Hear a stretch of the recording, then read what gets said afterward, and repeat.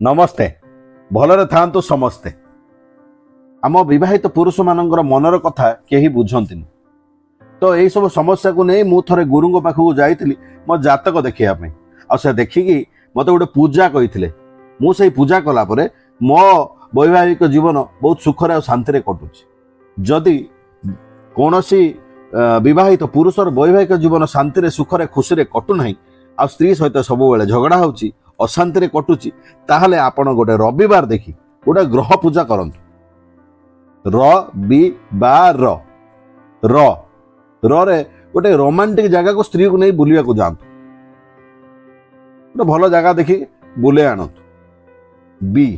विरक्त न होई स्त्री सहित गोटे फोटो उठातु, गोटे सेल्फी उठातु, ताकू फेसबुक रे पोस्ट करंतु, टिके हसी के उठातु।